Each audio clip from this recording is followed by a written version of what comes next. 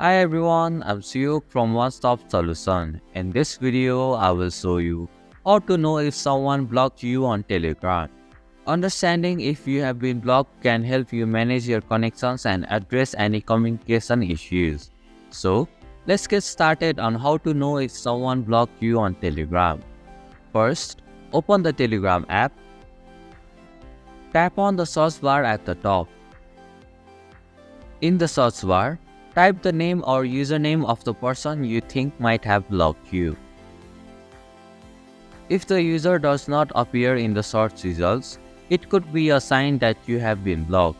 To confirm, ask a friend or family member who also uses Telegram to search for the same user.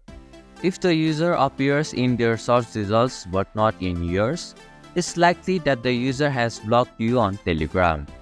And this is how you can know if someone has blocked you on Telegram. Thank you for watching One Stop Solution.